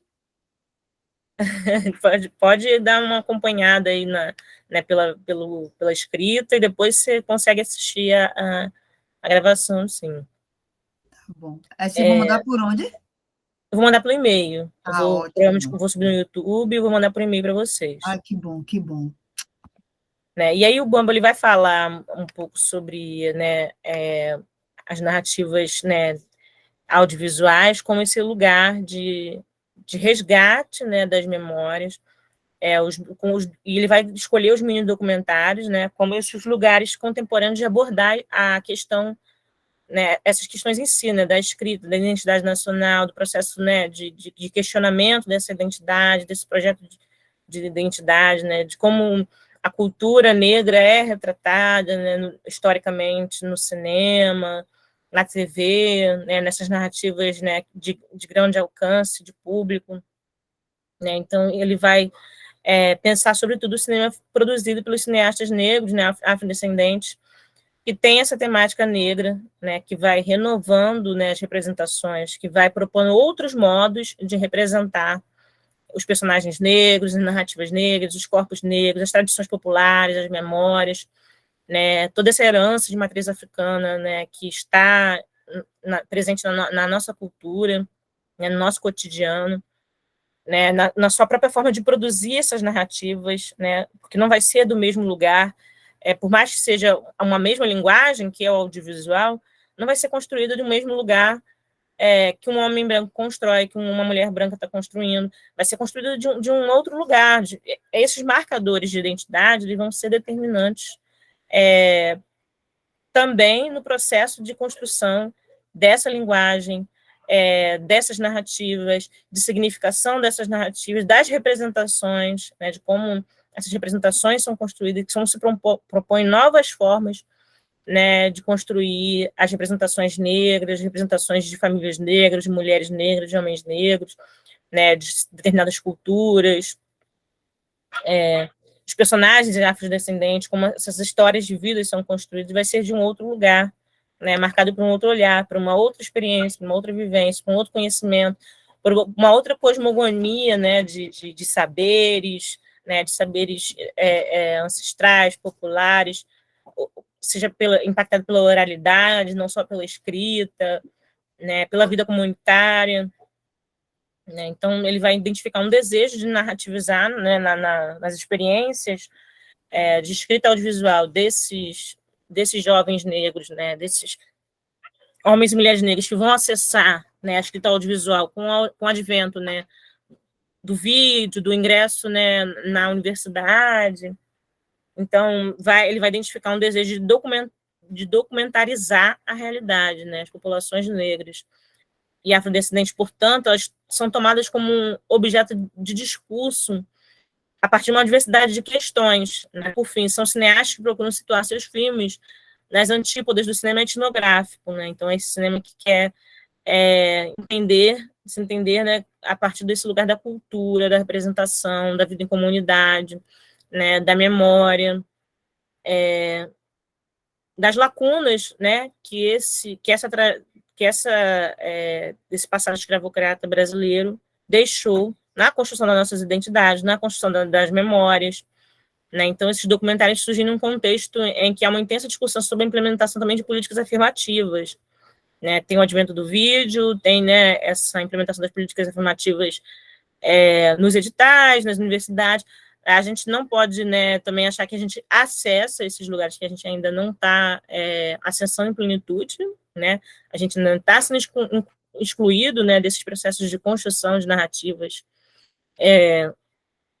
hoje, né, a gente ainda é um campo em disputa, né, mas é um campo onde a gente está tendo, né, a nossa imersão, a nossa abertura, onde a gente está se inserindo também, onde a gente está brigando também por construir o cinema, esse cinema negro, né, esse cinema comprometido com as narrativas em diáspora, afro-brasileiras, né, por diretores, né, afrodescendentes, que muitas vezes vai se apropriar do formato do curta-metragem, né, porque é um formato, né, mais barato, ou do doc, que é um formato mais acessível, né, também da ficção, mas muitas vezes do documentário, né, como trouxe aqui essa série de narrativas que a gente assistiu, né, por quais a gente passou, que são todas documentais, mas que também, no documentário, também tem muito, né, da ficção, tem muito da representação, tem muita simbologia, tem muitos, né, signos, né, para a gente interpretar ali também, né? Não é simplesmente, eu vou filmar a realidade, vou ligar a câmera, vou filmar a realidade aqui, sim, aqui, pronto, aqui é a realidade, é um fato, não, ali tem o nosso olhar, né? Isso passa pela nossa interpretação, né? Então, nunca é só sobre documentar a realidade, também é sobre ficcionalizar a própria realidade, também é sobre se autoficcionar, né? Quando a Aline Mota, quando a Ana Pia, elas estão construindo essas narrativas, elas estão construindo narrativas autobiográficas, estão se autoficcionalizando, né? Estão autoficcionalizando a própria história, né? Então, elas estão, não é que signifique que ali é uma história inventada ou criada, mas elas estão significando determinados fatos ou informações que estão ali perdidas por esse passado, né, ou desconectadas, elas estão ali fazendo conexões, elas estão fazendo interpretações, da forma como elas costuram essa narrativa, é o ficcionalizar, né, é o construído, né, não é algo que está dado, que está presente, né, na sociedade, pura e simplesmente, né, que está presente ali na realidade, pura e simplesmente. É algo que é processado, que é significado por um olhar, por uma experiência de vida, né, por um corpo que tem um lugar no mundo, que ocupa um determinado lugar, né? Então, esse aqui é o nome do artigo, né, do Bamba, é o campo discursivo dos mini documentários sobre a condição diaspórica no cinema brasileiro. Aqui eu trago um pouquinho da mini bio, né, do Bamba, do Mohamed Bamba, ele é da Costa Malfim, ele viveu muitos anos aqui no Brasil, né, tem um site que é o memorial, esse está aqui o acervo memorial, com os conteúdos, artigos, livros, diversos conteúdos, né, que ele produziu, estão reunidos nesse site em memória dele, né, então tem esse memorial. Deixa eu até, vou jogar aqui o link para vocês poderem acessar, dar uma olhada depois, com mais calma nos textos. Cadê?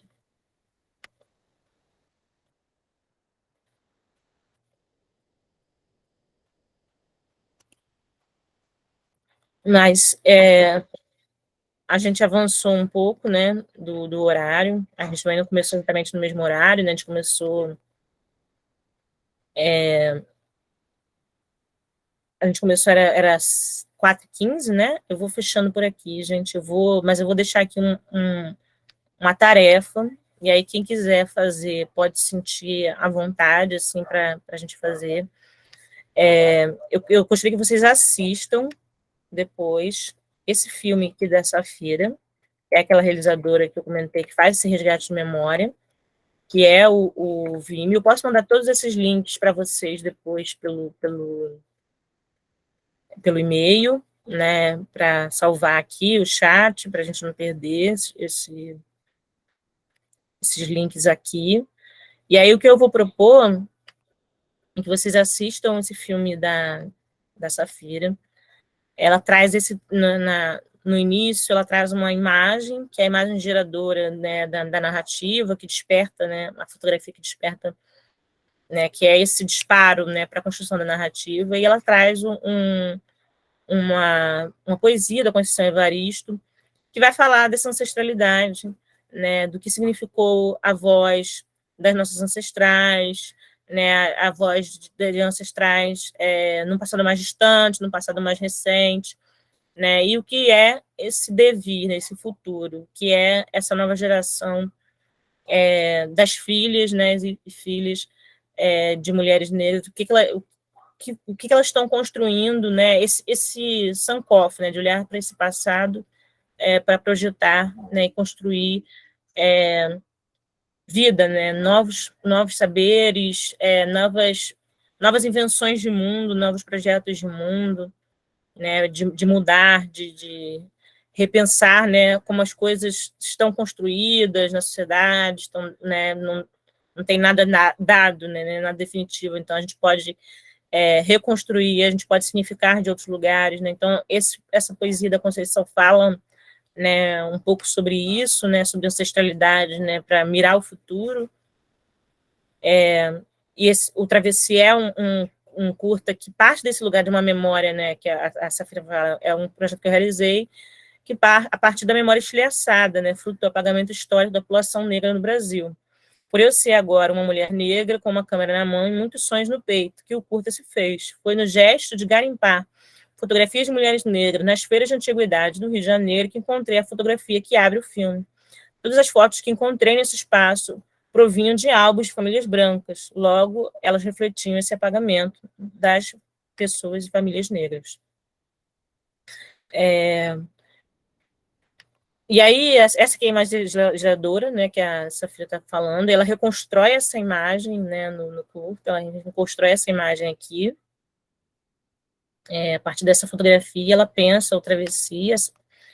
E aí eu proponho um exercício, né, que é que vocês escrevam uma carta em primeira pessoa, né, isso vocês vão fazer depois da oficina, né, vocês podem me mandar depois, quem quiser fazer, quem se sentir à vontade, mas é um exercício que vocês também podem levar para a prática, né, da prática educativa, né, para quem trabalha com grupos, né, ou com jovens, ou na escola, enfim, grupos de mulheres, esses exercícios vocês podem também levar para esses contextos, né, comunitários, que é escrever um texto em primeira pessoa, de 1 ou 2 parágrafos, né, uma breve carta afetiva para alguém que você ama, que você admira, que está longe de você ou que já partiu, né? Então, você acessar essa memória da sua ancestralidade familiar, né? Ou esse lugar de afeto de um amigo, ou talvez de uma figura de uma mulher que você admira, né? Que não necessariamente faz parte da sua família, mas uma mulher negra que você admira, né? Enfim, um ancestral, uma figura que é uma referência para você, né? Que está no lugar de referência. Esse é o primeiro passo, escrever esse textinho. Né? Depois vocês vão gravar esse textinho, que pode ser por um gravador do celular, por áudio do WhatsApp, né? E vocês vão acessar vídeos ou fotografias do acervo familiar de vocês ou da própria internet. Vocês podem buscar, né, no acervo pessoal ou na internet e construir essas imagens junto com esse áudio, com esse texto que vocês escreveram, como fosse um filme carta. Então, vocês vão olhar para imagens que vocês já estão acostumados com elas, que são as imagens, as fotografias de família, né? Vocês vão olhar para essas imagens comuns, já muito conhecidas, que talvez vocês já tenham visto diversas vezes, mas vocês vão olhar para elas agora de um outro lugar, com outro olhar. Então, vocês vão fazer essa experiência de olhar de novo, né, para ressignificar essa relação de afeto com essas imagens, para ressignificar o que essas imagens representam. Né? Então, vocês vão pensar audiovisualmente essas imagens do cotidiano, da família, né, das memórias de vocês, e aí construir a partir delas uma linguagem audiovisual. Pode ser fotografia, pode ser um vídeo, pode ser coisas que estão na galeria do celular, pode ser imagens que estão impressas, que vocês podem fotografar ou digitalizar, né? E aí vocês vão construir essa narrativa, né, a partir desse material de arquivo pessoal, Então, pode ser do álbum de família de vocês, digital, físico, vocês vão se apropriar desse material e olhar para ele de um outro lugar, construindo, né, esse filme carta. E aí eu proponho que vocês escolham uma imagem geradora, né, que seja o disparador dessa narrativa. Né? Então, se você vai falar da relação com um avô, com uma avó, né, que uma imagem de vocês, ou da relação de vocês, ou de algo que vocês estiveram junto, que vocês faziam junto, não precisa ser uma imagem que vocês construíram junto, mas que significa alguma coisa nessa relação, que ela seja disparadora dessa carta, dessa narrativa que vocês vão escrever. Né? Quem quiser se lançar no desafio vai ser muito bem-vindo, acolhido por mim. Eu vou amar receber, responder e trocar. Eu vou criar um grupo para a gente, com os contatos que vocês mandaram lá. Né? Eu só queria comunicar primeiro, né? Até para não... São tantos grupos que a gente é colocado, né, nesses dias, né, ultimamente. Então, enfim, tem que primeiro saber se as pessoas querem estar, né? Mas eu vou colocar, assim, vou criar um WhatsApp, vou mandar esses links lá para vocês terem salvos, e aí depois eu também vou compartilhar de novo o exercício, e aí vocês podem mandar por lá, a gente pode trocar pelo grupo ou no individual, né, e fica ali um espaço de troca para a gente, né, continuar em diálogo. Quando a gente cria mais um grupo, mais um, mas seja um espaço, né, de troca afetiva ali, para a gente construir também outros saberes, né? Pode falar, Mitch. Kézia, na verdade, eu queria te agradecer, eu fiquei aqui maravilhada, né, já conheço bastante, assim, eu fiz curso de narrativa negra, né, na FLUP, já fiz muita formação, já nem preciso contar aqui. Mas eu também já participei muito dos festivais do Zózimo Bubu, no Rio de Janeiro, né, porque eu fui fazer mestrado no Rio, passei 2 anos aí, então pude vivenciar, né, Rio tem muito dessas oportunidades, né, para poder você acompanhar arte, produzir arte, trocar informações com outras pessoas. Eu também sou da UF, né, eu fiz direito na UF, então eu estou muito, muito feliz de te encontrar aqui nesse momento, né, e queria muito te agradecer, né, pela simpatia, né, pelo carinho na produção dos materiais, pelas referências que você nos trouxe. Muitas eu não conheço, mas eu sou muito, muito fã daquele documentário da Jurema, não tem? Da Jurema?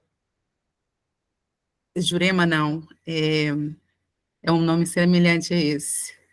Da senhora, olha, você vai saber. É um mini-doc da... Estou esquecendo o nome dela, mas ela também é advogada, hoje está em São Paulo, na política. A Jurema Werneck? Não, não é Jurema Werneck. O documentário que é dela, não. A Jurema não é sim, a Werneck. O documentário que é dela, aquele documentário que conta a história de uma senhora, da solidão da mulher negra. É nome semelhante. Jurema. Não é Jurema, é outro nome.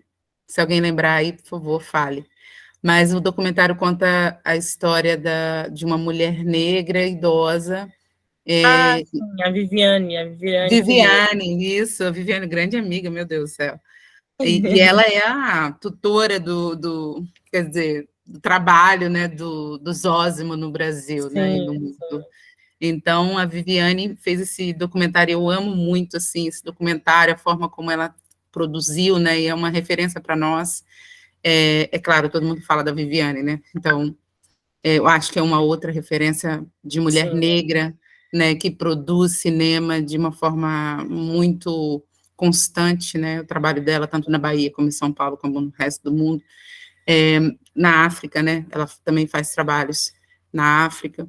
Sim, então, quem não conhece a Viviane, também acho que é muito interessante conhecer o trabalho da Viviane. Além disso, eu queria acompanhar também o seu trabalho, sabe? Aí na UF, no Rio, nos outros espaços, se você puder também indicar os trabalhos que você já fez, né? Se tiver link, puder disponibilizar para a gente, isso também seria muito positivo.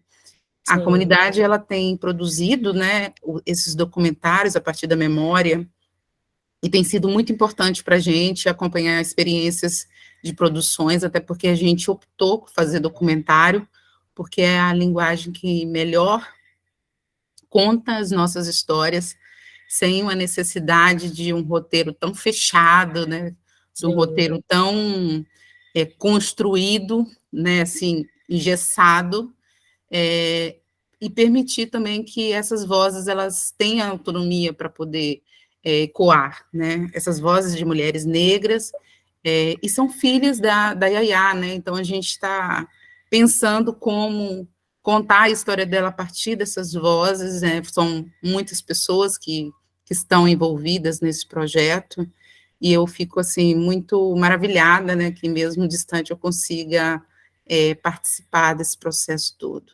Agradeço muitíssimo aí a sua ajuda, porque isso vai nos possibilitar ampliar outros, conquistar outros espaços também de formação que dê possibilidade para a gente estar preparando os jovens da comunidade, né? Você viu ali que tem meninas muito jovens, né? Acompanhadas das mães, pode ficar tranquilo. Então, tem meninas muito jovens, mas que têm um potencial incrível, né? E que o cinema pode ser um espaço, né? O audiovisual, nem falo do cinema em si, mas o audiovisual, de uma forma mais ampla, pode ser um espaço para elas também de produção e de trabalhos, ok, futuros. Gratidão aí por tudo. Imagina, eu que agradeço. Valeu. Eu agradeço vocês também por terem, né, pela confiança, pelo espaço aqui de troca. Eu vou também acessar o canal, já estou aqui inscrito, vou conhecer um pouco mais, né, do trabalho que vocês estão realizando, né, me coloco à disposição também para trocar, para a gente, né, falar sobre os projetos. Esse lugar da arte e educação é um lugar que me encanta muito, né, eu me sinto muito bem, assim, fazendo, né, o audiovisual com esse fim de formação, né, para a gente viabilizar mesmo, né, outros olhares, outras narrativas, né, outras visões de mundo, para a gente descentralizar, né, o que é como está tão concentrado esse audiovisual, essa produção de narrativas que chegam no grande público, elas estão muito localizadas, né, nas mãos da branquitude, né, nesses lugares de poder, né, de quem ocupa esses lugares de poder. E eu acho que poder, né, ter essa troca, né, é um momento da gente significar também, né, representações negativas, de a gente, né, romper com elas, a gente construir outros lugares possíveis, outros olhares, né, por isso me deixa, assim, muito bem, assim, muito terapêutico quase, sabe, que eu acho que enquanto a gente vai olhar para o mercado, a gente vai ver um processo, né, muito mais focado no resultado, né, nos lugares, né, de formação audiovisual, né, nos espaços comunitários, é um trabalho muito mais focado no processo, né, no que a gente aprende nisso, né, nas trocas que a gente estabelece, né, então vai muito além, né, de ter só um resultado X, né, ou Y, mas o que a gente mais que favoreça trocas, né, que favoreça aprendizado, né, que nos traga ganhos, né. Isso, vão receber o certificado, sim, eu vou produzir nas próximas 2 semanas, então daqui a 2 semanas eu estou enviando para vocês. A princípio vai ser o nome que está ali nos formulários, né, se alguém quiser corrigir algo, né, enfim, que me passe a informação, mas eu vou mandar no e-mail também, se tiver algum erro, vocês me comuniquem, tá bom?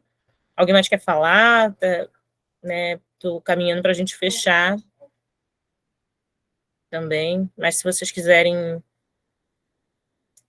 tiver alguma questão, alguma dúvida... Vou lembrar que o nome do documentário é Dia de Jurema mesmo, eu só não lembrei o nome do...